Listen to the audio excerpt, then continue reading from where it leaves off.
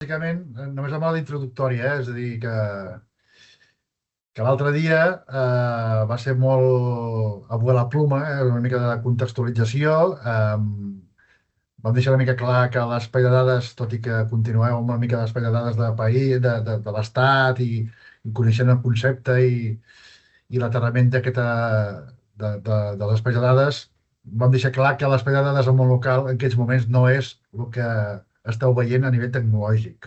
Vale? Tot i que sí que hi anem caminant. Vale? Llavors, la idea d'avui és aterrar una mica el que vam veure l'altre dia. Vale? També en certs casos d'ús que jo vaig comentar per sobre, doncs veurem una mica també com s'ha implementat tècnicament una mica tot plegat. Vale? També, sobretot, per un altre tema, i és també,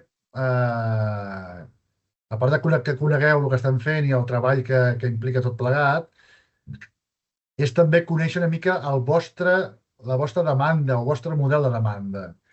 És a dir, perquè això hem dit moltes vegades que clar, depèn dels recursos, les capacitats que tingui cada administració, potser alguns ajuntaments o algunes diputacions volen un accés a la plataforma i ingestar les seves dades i utilitzar aquest recurs disponible, vale? Mentre que altres ajuntaments o altres administracions que no tenen recursos i capacitats voldran consumir-ho com un servei final. Vale?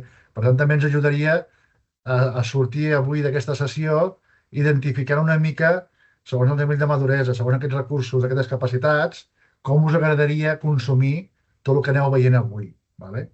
Perquè a vegades hi ha ajuntaments que segurament esteu aquí, que també estan participant al grup 2 d'aquest espai de dades del món local, on ja tenen plataformes tecnològiques pròpies, vale? I segurament els interessa més rascar a nivell tècnic de plataforma i no ser un consumidor final puro i duro. Vale? Llavors, per tant, la idea també és conèixer el model de demanda, que conegueu avui en quin punt estem de treball amb la plataforma, vale?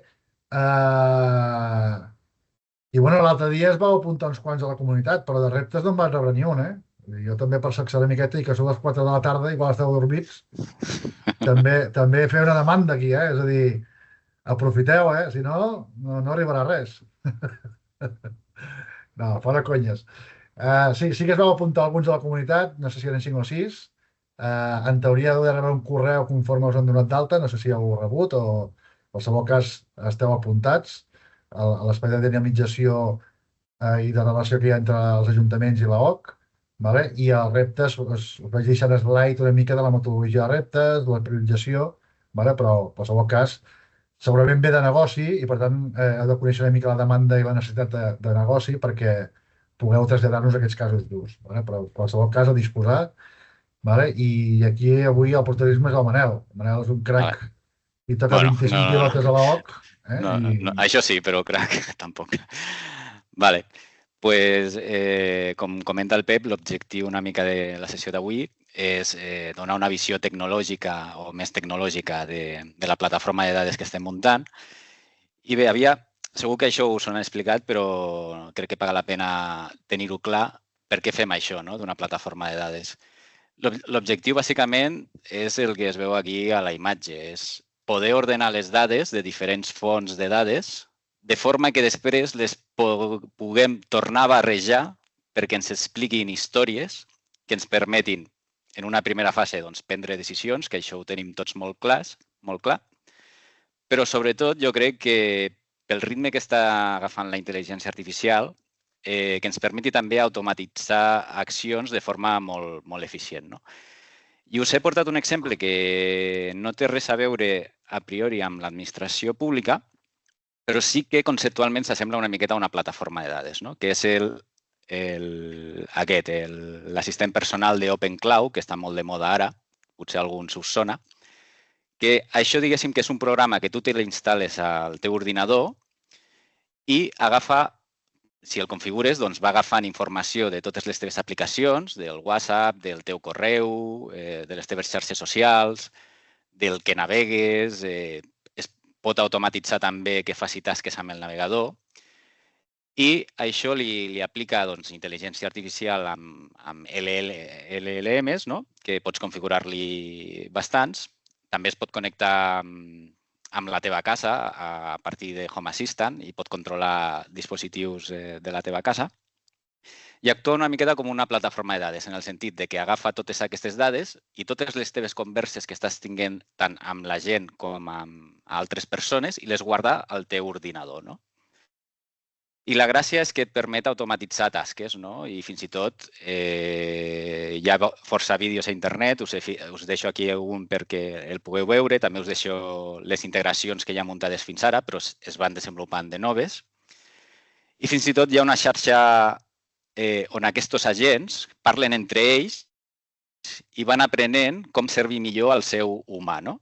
I que és bastant que fa por, no?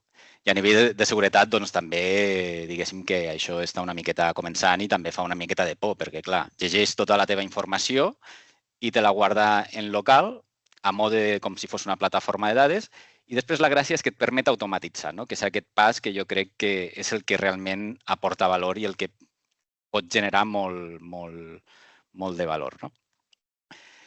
I, clar, aquest agent, jo me'l vaig instal·lar ahir, encara no l'he pogut provar massa, però jo crec que estem molt a prop de dir-li a aquest agent demana'm aquest ajut en aquest ajuntament i que més o menys t'ho arribi a fer i t'arribi a emplenar un formulari, si és senzillot i no té certificats digitals i tal, que això segurament acabarà funcionant, però estem molt a prop de que la part de la ciutadania, potser no amb aquest producte, però amb altres productes que segur que sortiran, tota aquesta part de demanar coses a l'administració pugui acabar sent bastant automàtica, no? També us porto un altre exemple d'automatització que no té res a veure, però només és per demostrar que no cal ser Elon Musk per poder fer coses innovadores, no? Aquest noi és un programador que està agafant dades del món real, que en aquest cas és un vídeo. Les dades normalment sempre pensem que són documents o que són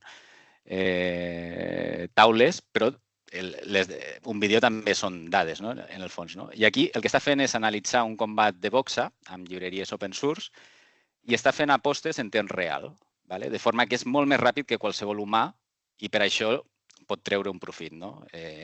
Això no té res a veure amb l'administració pública, però quedeu-vos amb la idea de que ara qualsevol, amb llibreries open source, doncs, pot començar a automatitzar coses que poden ser molt interessants. I en aquest sentit doncs, hi ha plataformes com N8N que també et faciliten molt la vida i que sense saber programar o amb ajut dels LLMs pots fer coses i automatitzacions bastant xules, no? Després d'aquesta introducció ja sí que saltem al que seria la presentació. Clar, què estem fent al Consorci? No? Estem fent una plataforma de dades i inicialment doncs, vam dir, com que tot el nostre ecosistema principalment està a Amazon Web Services, vam dir, anem a fer servir les eines d'Amazon. Les eines d'Amazon són potents, però estan molt verdes en el sentit de que has de ser molt friqui per utilitzar-les. No? Llavors, no són fàcilment extensibles a tothom. També va examinar una altra plataforma de dades que es diu Databricks, que és molt típica, i vam veure doncs, és una miqueta menys friqui, però li falta una miqueta el que Microsoft ofereix. No? La gràcia de Microsoft és que integra totes les eines que estan relacionades amb dades i que dona servei a tots els perfils d'una forma molt unificada. No? Llavors, podem tenir gent que consulta informes Power BI o que fa consultes en Copilot. Podem tenir analistes de dades que fan els informes Power BI, podem tenir científics de dades que fan els seus experiments amb les dades i després podem tenir això que més o menys és similar, els data engineers, que són els que fan les extraccions de dades i les fiquen en un format comprensible, i els analytics engineers que fan una miqueta de pont entre els data analysts i els data engineers. No? Això és una miqueta la teoria. A la pràctica, normalment, una única persona doncs, fa bastants rols d'aquestos a la vegada, o pot fer-los. Un altre motiu pel qual vam triar Fabric és que veiem que cada setmana estan traient noves funcionalitats. No? Microsoft, en aquest sentit, està apostant bastant fort per aquest tema de les dades i cada setmana, doncs, un dia entrem i ens trobem coses d'aquest tipus, no? De detecció de dades personals per fer anonimització o o temes de traducció, resums, sentiment, no? Va aplicant a aquesta plataforma de dades, li va aplicant també temes d'intel·ligència artificial. A nivell d'arquitectura de la plataforma, estem seguint la filosofia Medallion, que segur que us l'han explicat. I una miqueta el que fem és fent servir les eines que ens ofereix Fabric, que després les veurem una miqueta amb més detall, que bàsicament són els pipelines, els data flows i els notebooks, i un altre que són els... ara no me'n recordo el nom, però després ho veiem. El que fem és agafar dades dels sistemes d'informació i els volquem primer a la capa de bronze, que es diu. Aquesta capa, bàsicament, té les dades amb el mateix format o un format molt similar de les dades en el sistema origen.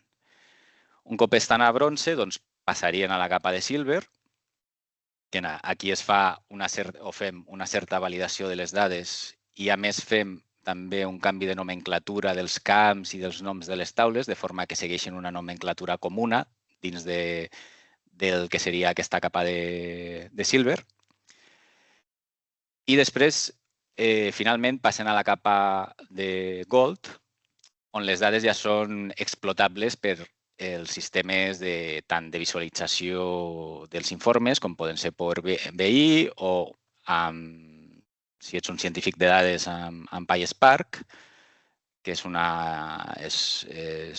llenguatge Python, per entendre'ns. I després també ens permet, té una integració molt forta amb Copilot, que això també ens va agradar bastant. També podem fer consultes SQL, si estàs acostumat a fer consultes a bases de dades, doncs SQL també és el teu llenguatge. Després ho veurem amb una miqueta de detall. Si baixem una miqueta més a nivell d'arquitectura, el que tenim és el mateix que hem vist abans, però més detallat. A Fabric s'organitzen les coses per àrees de treball. I aquí tenim, per una banda, els sistemes d'informació externs, tenim una àrea de treball on tenim un lakehouse de bronze i una altra lakehouse de silver, tenim una altra àrea de treball amb un lakehouse de gold, que està separada, i està separada sobretot per un tema de que aquí, a dia d'avui, podem tenir dades personals i aquí segur que no tenim dades personals, o si les tenim estan anonimitzades. És més per un tema de permisos, aquesta separació, perquè és una pregunta que us podeu fer, perquè ho tenim en àrees separades. Després tenim una àrea per tot el que serien els workflows, que els workflows són els fluxes de càrrega, és a dir, són els fluxes que van movent les dades dels sistemes origen cap al lakehouse de bronze, cap al lakehouse de silver i després cap al lakehouse de gold. Tenim una altra àrea, que aquesta potser l'acabarem fusionant amb aquesta de workflows que us comento, que estava més pensada per analítica i per machine learning i tal, per aplicar a cada cas d'ús aquesta part més d'intel·ligència artificial o de machine learning, però estem veient que potser ho acabem fusionant. I després tenim una altra àrea de treball on guardem tots els models semàntics dels informes Power BI. Tu, quan tens un informe Power BI, tens per una banda l'informe Power BI i encara que no ho sàpiguis, per darrere tens un model semàntic on estan totes les relacions i totes les taules. Doncs això ho tenim també en una altra àrea.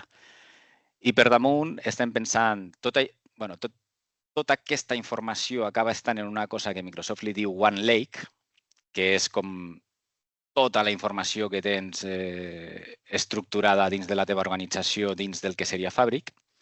I això es governa amb una eina que després veurem molt per damunt, que és el Purview. I, sobretot, la gràcia és que a totes bandes tenim el Copilot, que també ho veurem, i que ens facilita molt la vida. Ha sortit la paraula lakehouse, que m'imagino que us ho han explicat. Si ho podeu comentar pel xat, a veure si us ho han explicat, per veure si m'entretinc molt o no. Lakehouse no. Lakehouse no, vale. Doncs ho explico una miqueta. Un lakehouse és com una mena de fusió entre un data warehouse i un data lake. La gràcia d'un data warehouse és que tu tens la informació estructurada de forma similar a una base de dades, és a dir, tens taules i tens relacions. I pots executar normalment doncs, SQL o llenguatge molt similar a SQL. La gràcia d'un data lake és que està orientat a Big Data i normalment aquí el que tenim són fitxers. Fitxers de logs, fitxers que poden estar més o menys estructurats, no tenen per què estar estructurats 100%, pots tenir fitxers que no siguin ben bé de dades o de text, pots tenir vídeos, pots tenir N1000 coses, no? Però sempre estan orientats una miqueta a fer una analítica basada en Big Data, de forma que tu llences un procés sobre un fitxer d'aquests grans i el que fa és que aquest fitxer es parteix en diverses instàncies, s'envia a diferents processadors, fan el procés, té molta informació, cadascú retorna un resultat i després s'ajunta, no? De forma que pots paral·lelitzar molt les consultes i el tractament de dades. Pues un lakehouse és una miqueta una barreja entre els dos. Et permet tenir una visió de taula i fer consultes SQL, com si fos una base de dades, però també et permet que aquestes taules siguin molt grans, com si fos un data lake. I això ho fem fent servir un format que és un format open source que va obrir Databricks. Databricks és una empresa líder en el sector de les dades i aquest format es diu Delta Lake. I aquest format Delta Lake, al final, quedeu-vos amb la idea de que és com un fitxer amb un format que es diu Parquet, que és similar a un CSV, però més eficient. I aquest Delta Lake el que et permet és el que es diu time travel, és a dir, pots viatjar al passat, no? Pots dir com estava aquesta taula en tal data. També et permet, a diferència d'un esquema d'una base de dades, et permet que l'esquema pugui anar variant en funció del temps, és a dir, si afegim una nova columna no afecta negativament a tot el que tinguis anteriorment. Et permet tenir... Ui, se m'ha bloquejat la pantalla. Espera, potser es desconnecta. Sí. No sé. Hola, hola? Sí, t'escoltem. Sí? Vale, doncs Sí. no veig cap pantalla ara, però segueixo. Ens permet també, Sí. a veure... Estem aquí. Sí. A veure si se m'activa el monitor. Vale. No veiem res. No veieu res, no? Vale. Espera, a veure si... però no. Sí. El problema, si no, faré una cosa. Em connectaré només amb el portàtil i així segur que no torna a passar. El problema és que no us veuré les cares.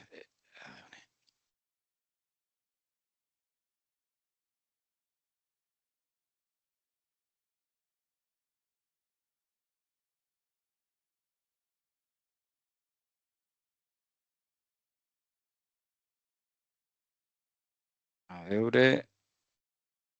Escriptori... Càmera... Em sentiu? Sí. Vale, espera, càmera... És que he passat al portàtil perquè la DocStation em fa el tonto i em desconnecta la pantalla principal i és un jaleo. Vale, tenim la presentació aquí. Vale, no és aquesta. Estàvem a... Jolín.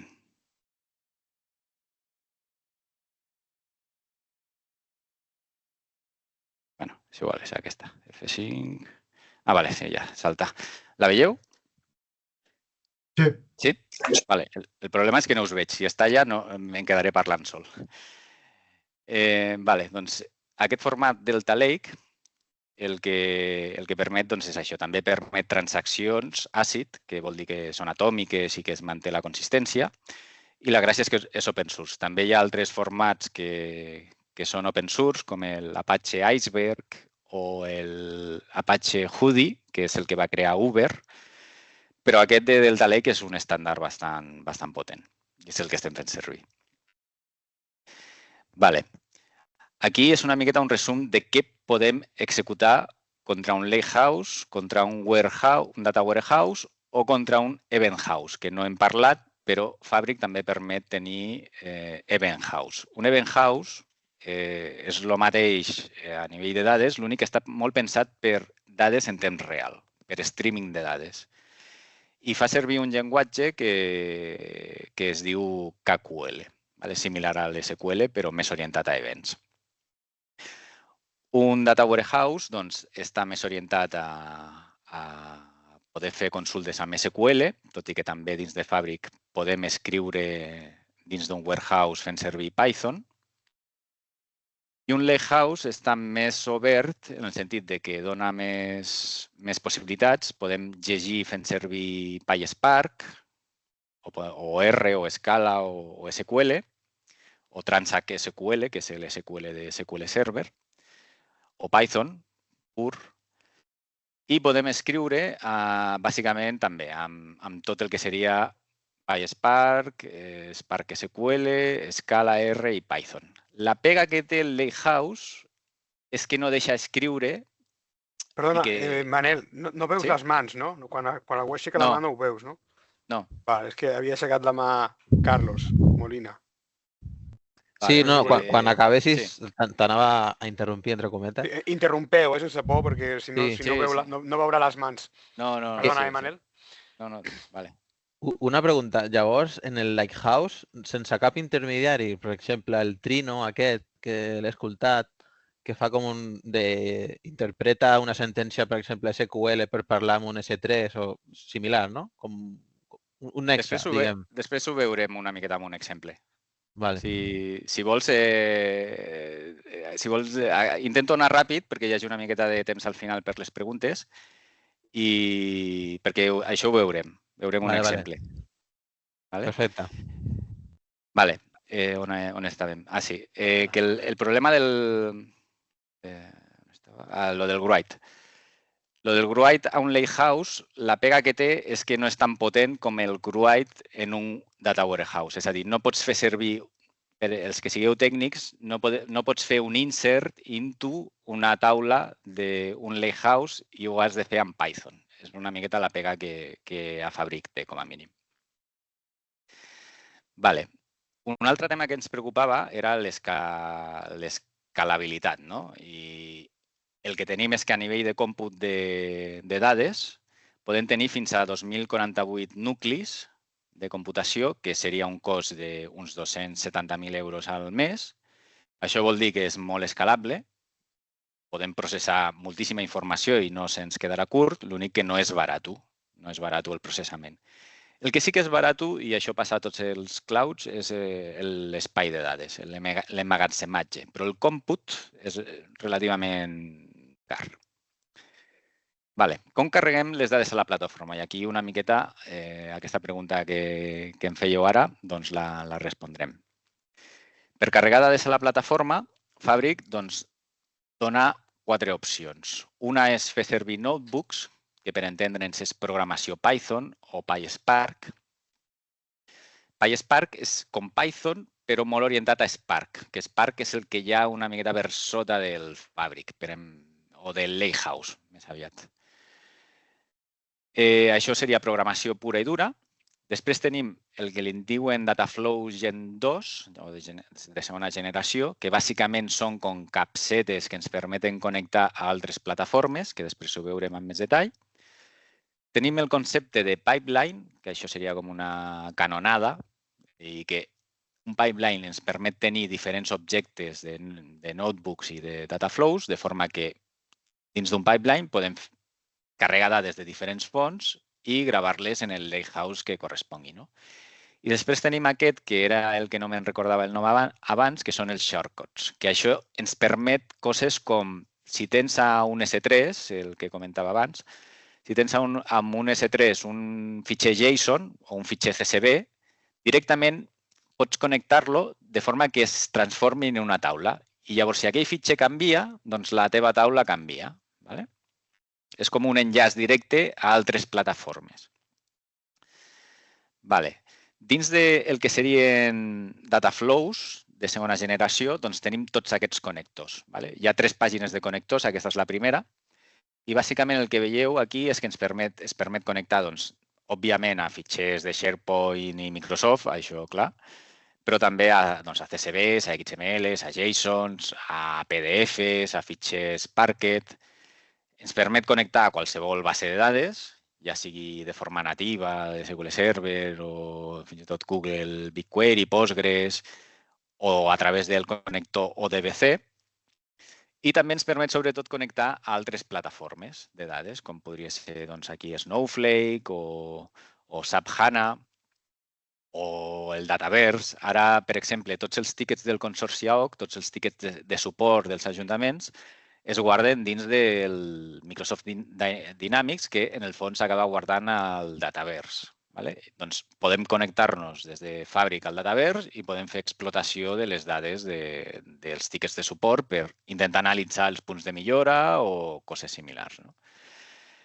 També ens podem connectar a APIs web, a pàgines web, a un munt de coses, Google Analytics, ens podem connectar també a Databricks, a altres plataformes de dades, Palantir, que també és una altra plataforma de dades, etc. A SurveyMonkey, això està molt xulo. Per exemple, vam fer un experiment que era connectar les enquestes del Congrés de Govern Digital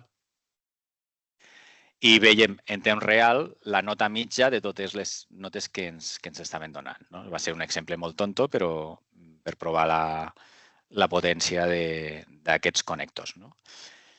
I s'assembla una miqueta al que us ensenyava abans de l'Open Cloud. Al final, una plataforma de dades és algo que es connecta a moltes fonts de dades per intentar obtenir aquestes dades i ordenar-les. I, idealment, després, automatitzar tasques. Sí, em sentiu? Sí, sí. També ens permet càrrega d'events de temps real, que això, sincerament, no ho hem provat massa, però l'exemple típic són els taxis de Nova York i la seva posició i veure una miqueta on estan i la seva disponibilitat. I és l'exemple típic que si busqueu vídeos a internet és el que trobareu. I això Fabric ho permet.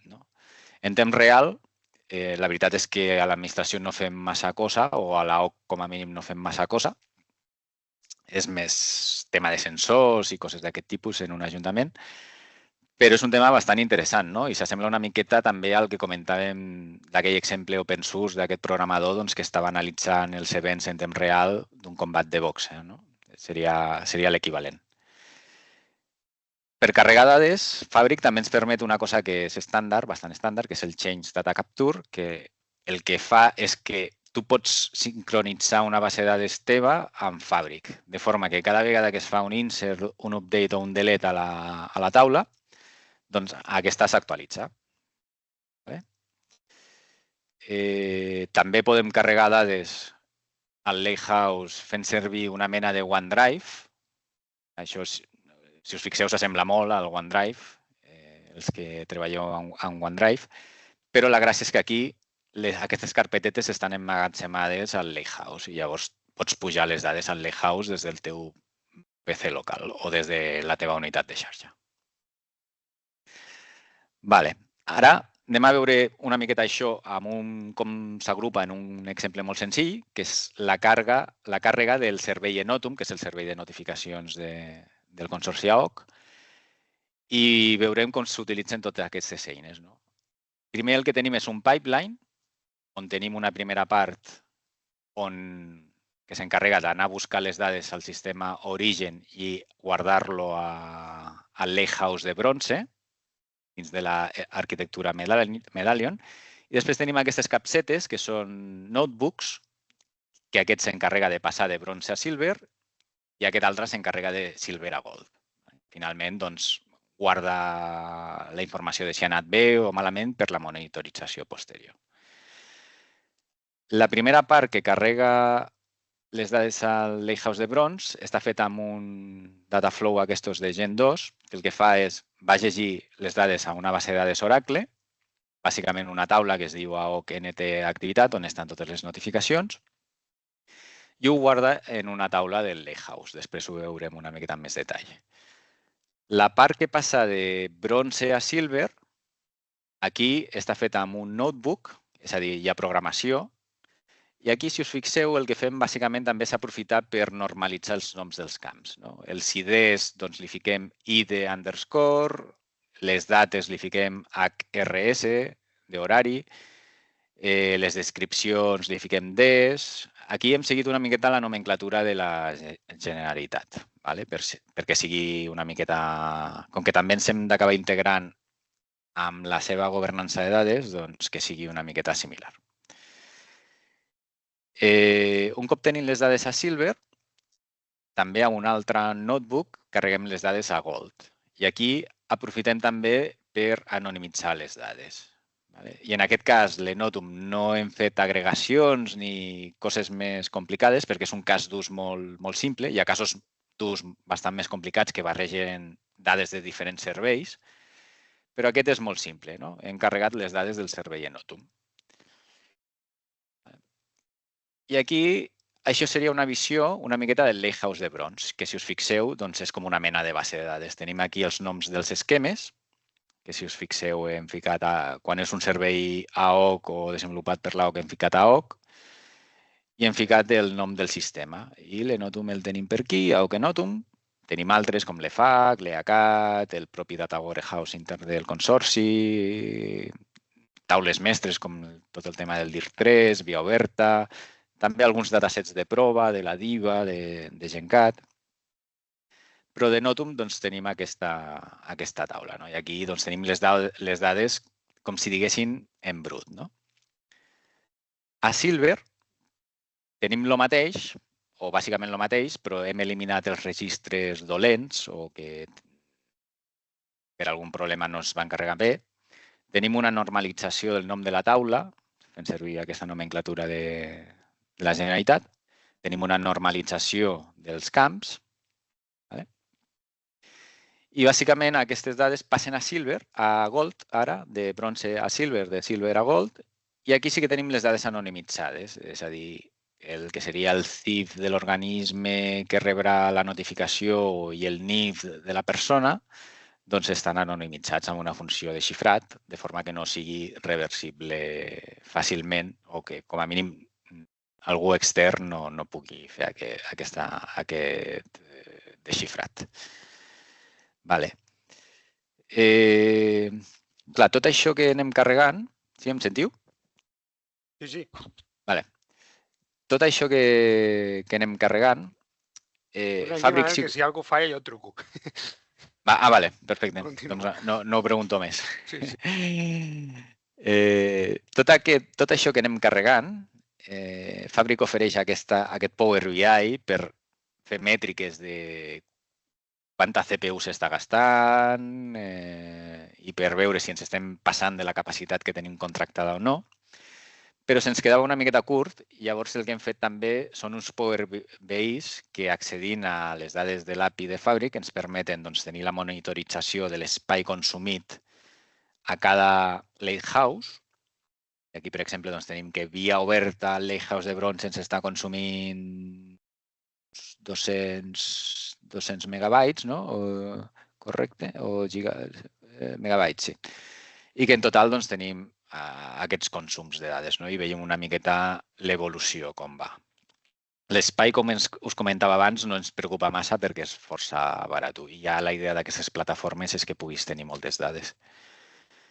També monitoritzem, a banda de l'espai, els fluxos de càrrega per veure si han acabat bé i s'han executat bé. I aquí veiem una miqueta la durada i tal, i els diferents entorns, perquè clar, tenim bronze, silver i gold de desenvolupament i bronze, silver i gold de producció. Hi ha bastanta xitxa. I també monitoritzem si el pas entre capes també es fa bé. Si quadra una miqueta, que no es van perdent registres pel camí. Això són mancances que li hem trobat a Fabric, però hem fet aquests apanyos per sortir del pas. També rebem, això és un apanyo també que hem fet, que cada dia rebem els fluxos que s'han carregat i com han anat. Si hi ha un error, ens ficaria l'error i el detall. I ara passaríem, un cop hem carregat les dades i les tenim monitoritzades i veiem que els Lakehouses es van emplenant de dades, toca una miqueta passar a com consultem aquestes dades. I aquí la gràcia d'una plataforma de dades és que es pot consultar de moltes formes. La primera forma que a un tècnic se li pot acudir és fer una consulta a SQL.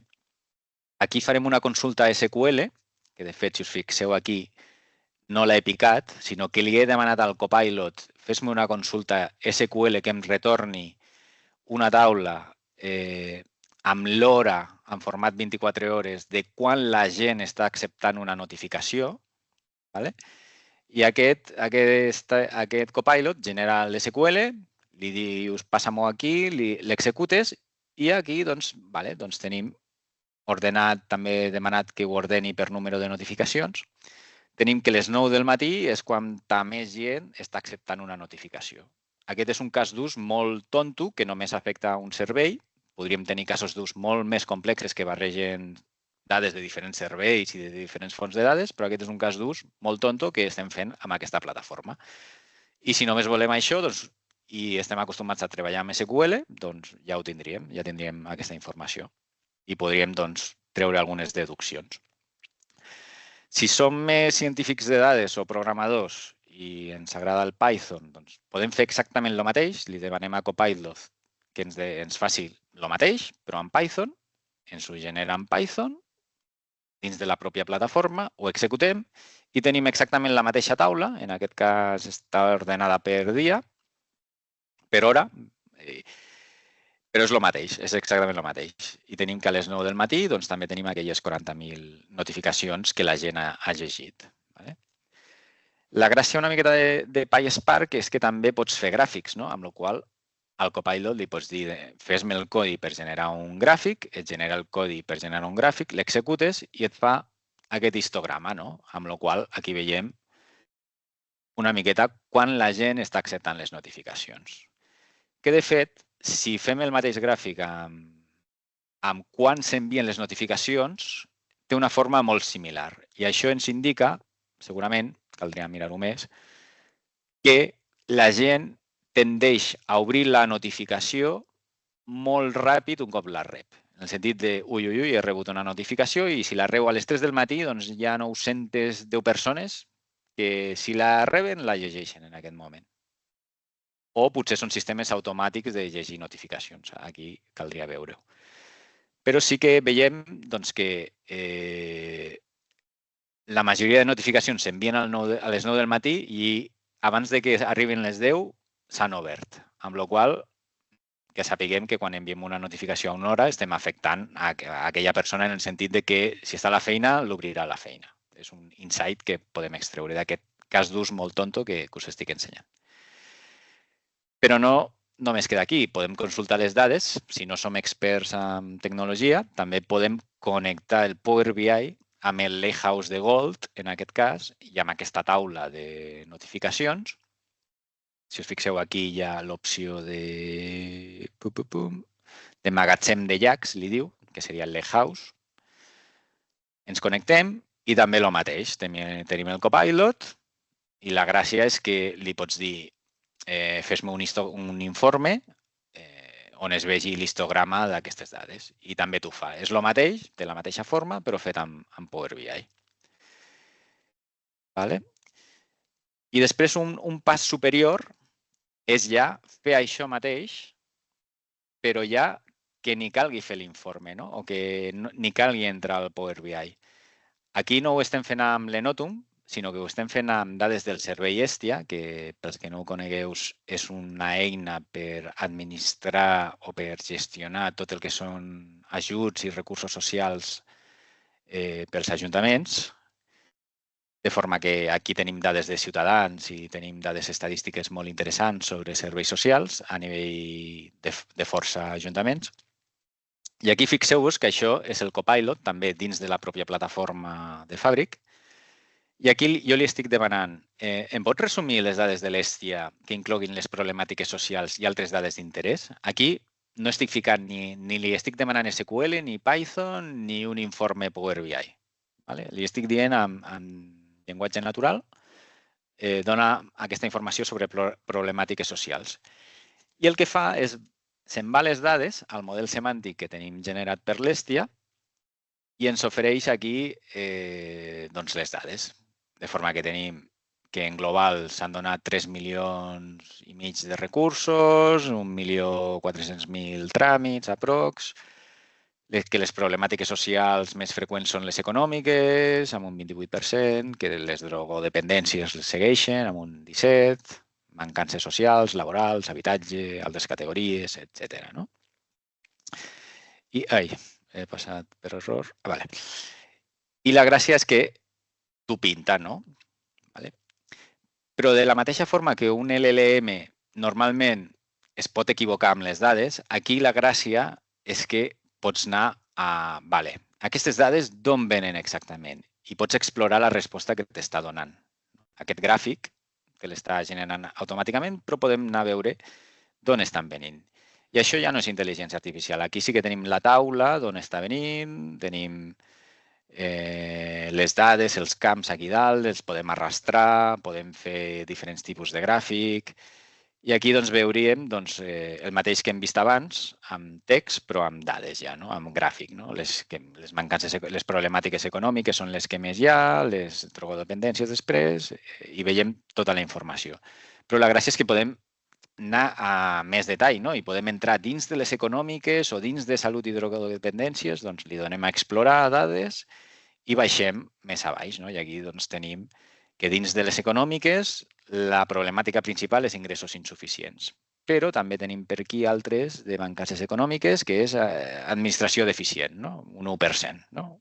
I tenim més detall d'aquestes problemàtiques que hi ha a Catalunya de mancances socials.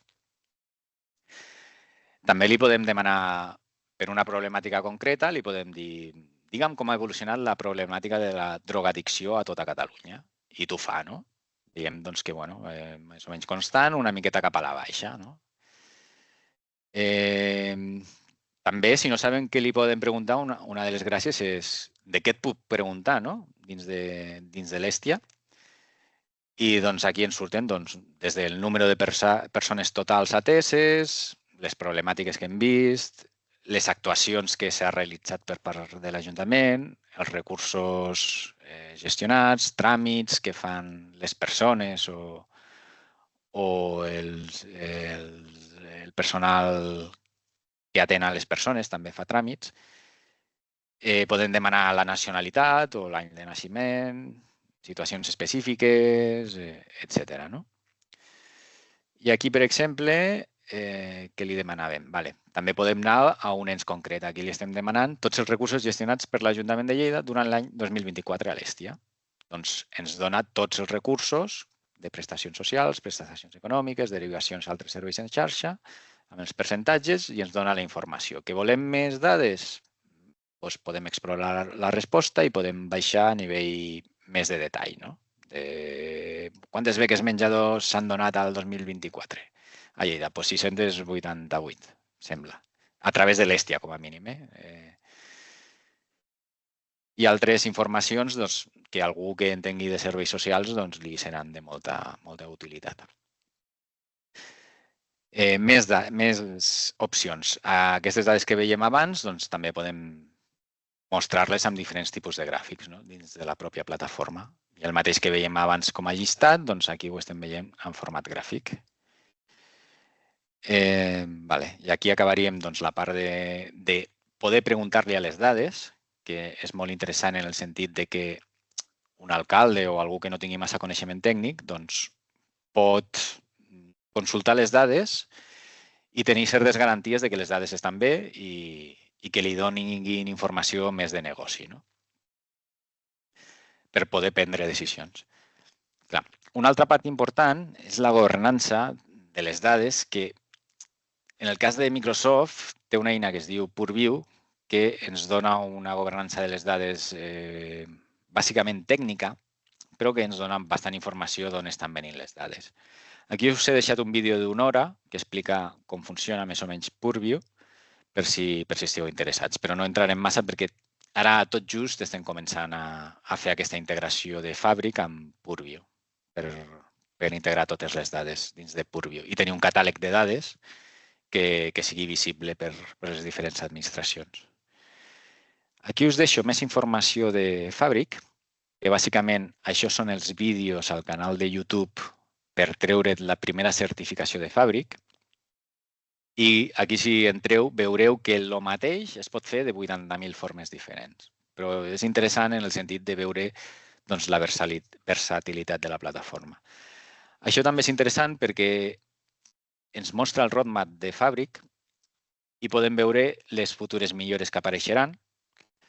També és interessant seguir aquests perfils en LinkedIn, i segur que hi ha més, però aquests, com que són la gent que està desenvolupant aquestes funcionalitats, doncs moltes vegades t'enteres molt ràpid de què és el nou que ha aparegut a Fabric.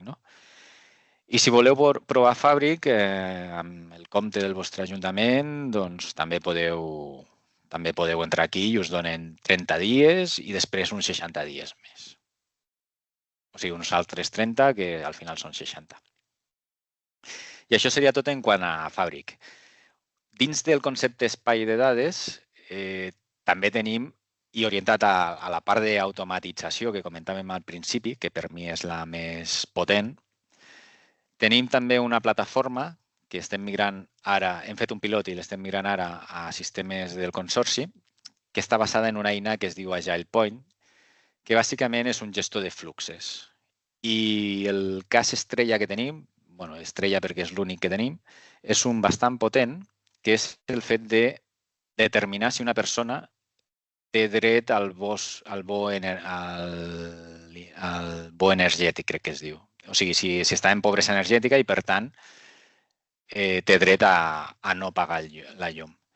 I això és aquest flux, això és a nivell de negoci. I bàsicament ve un Excel de la companyia elèctrica que arriba a l'Ajuntament i aquí s'han de verificar una sèrie d'informacions d'aquesta persona. I aquesta plataforma el que fa és anar a buscar aquesta informació, consultant el servei també del Consorci de Via Oberta, per veure si té discapacitat, els seus ingressos a través de l'agència tributària, si té dependència, si té prestacions socials, i això són consultes a Via Oberta, que les automatitza aquesta eina, i també fa els càlculs necessaris i acaba determinant si té dret o no, genera un informe i el signa amb el certificat de l'Ajuntament. Perdona, Manel, has dit que enviaven un fitxer Excel, les companyies elèctriques. Sí. O sigui, Endesa i Iberdrola envien un Excel. Sí, que totes tenen el mateix format, excepte Endesa crec que ho té diferent per tocar els nassos o alguna cosa així. Correcte. Sembla increïble, Jo he treballat amb aquests fitxers i un fitxer setmanal o quinzenal de cada comercialitzadora. Recordeu que n'hi ha 400 a Espanya, més o menys. No, és un follon. I cadascú amb el seu format, I clar, i després per cada persona has de fer N consultes per treure la informació i determinar si té dret o no té dret. Que això fer-ho a mà és una animalada. Sí. Doncs estem amb això. Visualment té aquest format, la plataforma Agile Point. Jo la veritat que és una plataforma que me l'he trobat una miqueta perquè ens va fer un pilot i ha triomfat i ens estem menjant una miqueta la plataforma, perquè la veritat és que no sé si és la millor de totes. També és veritat que jo no tinc massa experiència, amb la qual estem tirant amb aquesta per ara. Perquè no és barata i no és tampoc superfàcil de fer servir. És la sensació que em dona.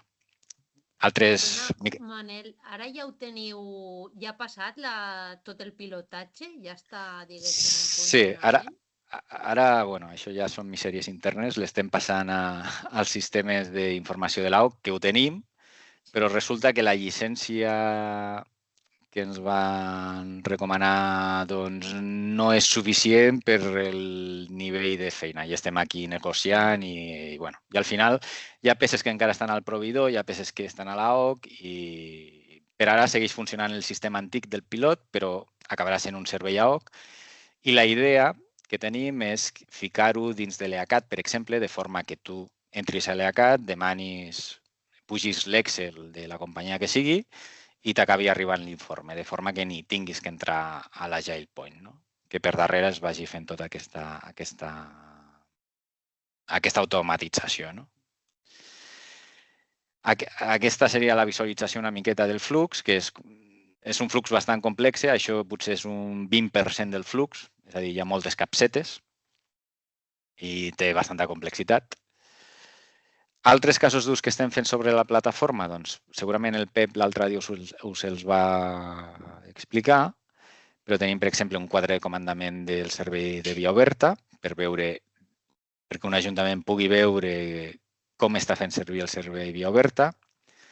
Estem treballant també amb un quadre de comandament amb dades de les operadores de telecomunicacions orientat a turisme i per veure una miqueta, treure insights i informació de com es comporta el turisme. Estem treballant amb un sistema per recomanar i classificar instàncies, recomanar en el sentit de que a mesura que el ciutadà vagi escrivint una instància genèrica, si detecta que hi ha un tràmit específic, el redirigeixi cap al tràmit específic, és a dir, fer una mesura preventiva per tal que la instància ja entri classificada amb el que tocaria, és a dir, amb el tràmit que tocaria. O també estem fent la part més correctiva, que seria li deixem entrar a la instància, però després fem una classificació. I això ho estem fent proves amb diferents LLMs, valorant el cost, l'eficiència. I aquí algo que us pot interessar és, per exemple, pot arribar a ser molt car, però també pot arribar a ser molt barat. Perquè si no has de generar, i fixeu-vos que és amb Gemini i Google, que són de la mateixa companyia, si no has de generar contingut i fas només servir la part que se li diu embeddings, que és agafar els tokens i ficar-los en una base de dades vectorial per fer un cercador intel·ligent, doncs fixeu-vos que té una eficiència, doncs només estàs tenint un 3% més d'error que amb Gemini 2.5 Pro, això és una miqueta antic ja, però fixeu-vos que costa infinitament menys. És a dir, si no has de generar contingut, potser amb una base de dades vectorial que et permeti comparar embeddings de peticions antigues amb peticions noves, amb instàncies antigues amb instàncies noves, doncs fas una classificació bastant potent. Manel, aquesta part dels embeddings, hi ha com un model, o sigui, hi ha com un model que s'encarrega, per exemple, Gemini 2.5 Pro, hi ha un model per fer la consulta i un altre model per generar l'embedding, o ha de ser el mateix? Ho dic perquè jo estic... Estan relacionats. Normalment cada LLM té el seu sistema d'embeddings. I només té un, o pot ser compatible amb d'altres?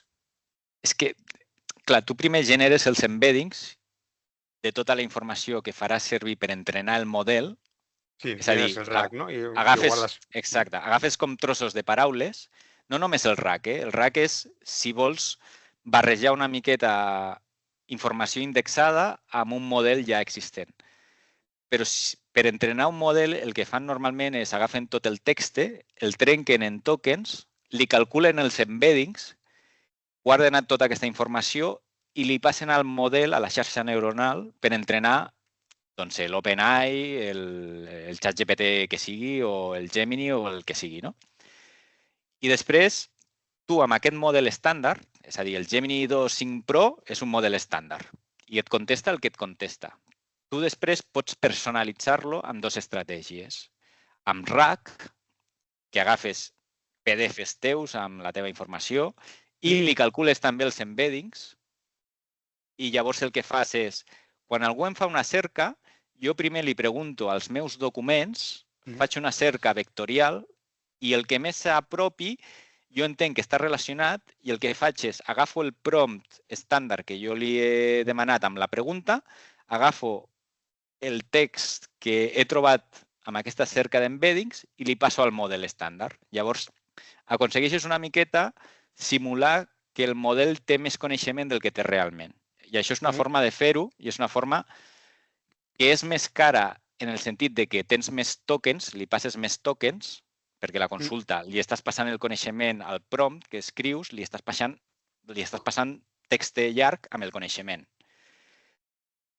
Però té de bo que no has de reentrenar el model. Però també hi ha una altra forma que OpenAI, per exemple, t'ho permet, que és que tu pots agafar el model estàndard i crear-te un model per tu. Llavors, agafes els documents, els piques en format pregunta-resposta, de si em pregunten això, has de contestar això, si em pregunten això, has de contestar això, si em pregunten això, has de contestar això.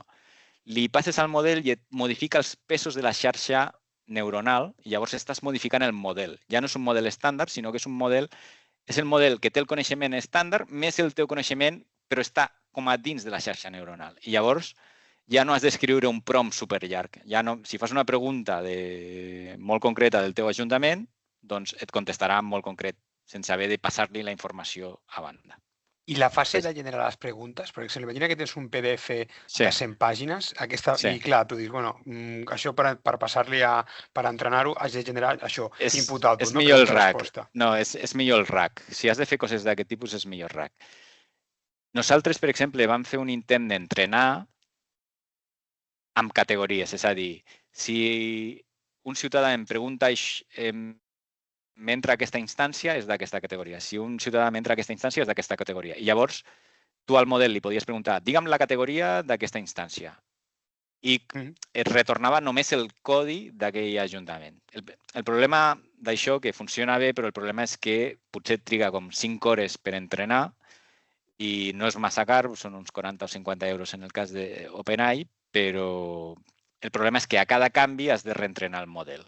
Si et canvia la classificació, has de reentrenar el model. No?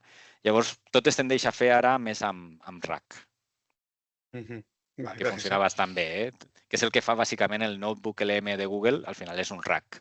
Et puja els documents, calcula els vectors d'embeddings per tenir indexada la informació i després, quan tu li fas una pregunta, barreja l'extracció dels continguts dels teus documents en un prompt i li xuta al Gemini de turno i genera la resposta.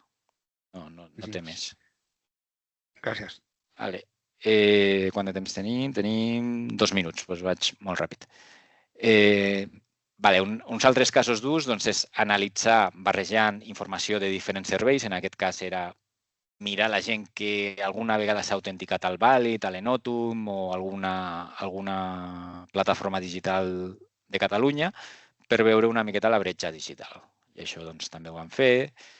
També fem cada mes informes d'eficiència en la tramitació, a nivell de contractació, per trobar anomalies i tal. Fem també anàlisis de les enquestes de satisfacció. Llavors, per cada servei del consorci, cada mes generem un informe amb el que podem, perquè la gent tampoc és que s'esplai molt a les respostes de les enquestes, però a vegades sí que trobem cosetes que són errors que no teníem identificats i que són molt concrets. I això també ho volem fer amb el que us comentava abans del Dataverse i del Dynamics, que és agafar tots els tíquets del consorci i veure una miqueta les problemàtiques més habituals i aplicar una miqueta d'intel·ligència artificial des de la pròpia plataforma de dades. També hem fet un pilot d'anonimització dins de l'espai de dades, fet amb una empresa, un startup, i ja està, ja hauríem acabat. I ara torno i així us puc veure les cares, de si esteu adormits o no. Has clavat els tempos, Manel. Sí, m'agradaria, però ja no té temps per fer-te una consulta en relació a això dels RAGs, perquè estem fent alguna imputació, però ja ho parlarem en privat. Ens podem quedar l'estona que vulgueu, si ens podem quedar. No sé si teniu alguna pregunta pel Manel, pel Pep. No? Vale, doncs Manel, un plaer. Si vols quedar amb nosaltres, ara intervendrà la Irene Moreno.